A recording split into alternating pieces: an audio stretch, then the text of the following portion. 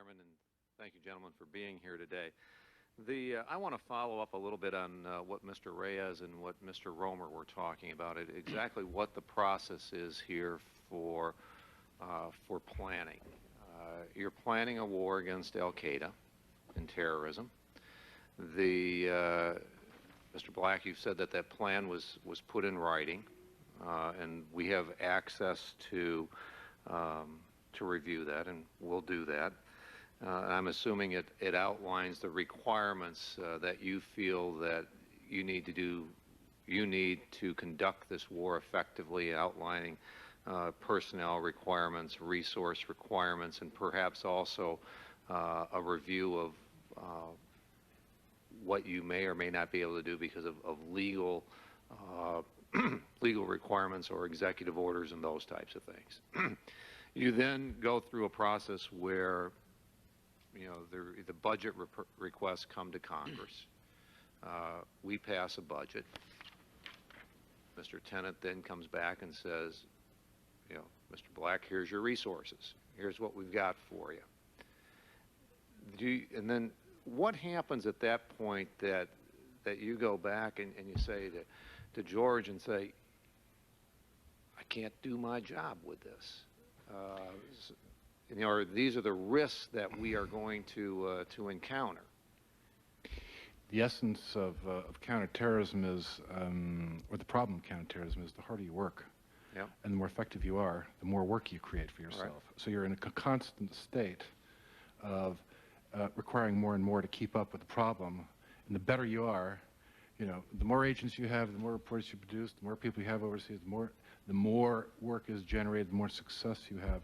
So there is essentially inherent in this kind of business a constant state of a relationship between a subordinate and a superior. Me going to the director and say, you know, this is all we're doing, and we've created this opportunity over here, and then this has to be weighed not only first within the counterterrorism mission. You also have to think about things like Hezbollah and Palestinian Islamic Jihad and the whole rest of it.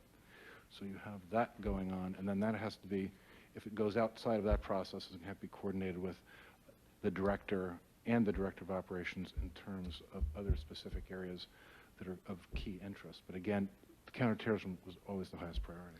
Yeah, but the question that I think that maybe Mr. Romer and I have is that at the end of the day, you know, we along with the President are the ones that determine exactly under what constraints you're going to be operating under. And with, you know, how do we get that information more clearly or more accurately, or perhaps in a more timely basis that says, you know, I'm sorry, you haven't resourced enough, or you haven't put in place the proper framework for us to get to do the job effectively. As a result of that, we're not going to be able to win this war on terrorism. We're fighting skirmishes. We're going to be, you know, we are very, very vulnerable, and we're open up to these kinds of risks. I think communication, certainly between senior intelligence officers and members of the Oversight Committee, is key. I must say that, you know, in the last 3 years I have been before the Oversight Committee with I think, regularity. I think the Congressman has validated that. My request, my need for resources, the need at least, certainly was conveyed almost every time I came. Mr. Watson, I'm a little concerned about what the planning process may be at the FBI, in that, you know, if there's not that plan in place as to, or is, you said that there's not a written plan in place. A war plan? Yeah. I think that's well, I know that's an accurate statement. We have priorities, though, that we established, and the number one priority was Al-Qaeda and UBL. That is clearly articulated.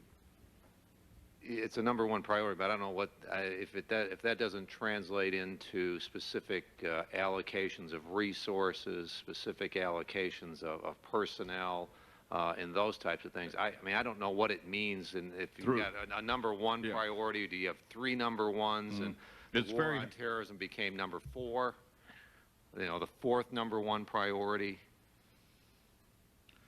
It's very helpful for the counterterrorism program to be a national program, and say, let me see if I can explain this at the field level.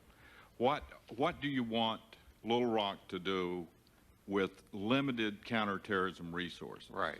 And if they have somebody that's on, a group that's number 30 on the priority list of priority, it's a prioritization. And so those priorities are set by us, and we say this is what the priorities are. That also equates to what we request through the budget cycle and the planning process of what we need. What do we need to do to address resource-wise at headquarters for Al-Qaeda? We need more analysts. We need more agents.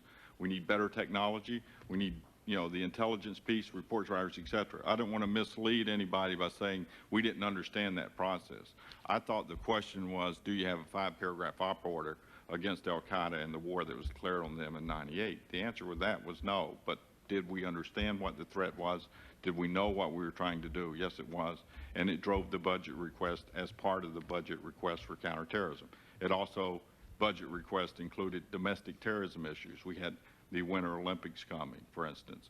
We had the problem out in Seattle with the World Bank and IMF and, resources drains like that. So the aggregate budget was incorporated, all the numbers. Yeah. Mr. Black, I'm sorry. I guess my time's up. Mr. Chairman, thank you. Witnesses, thank you.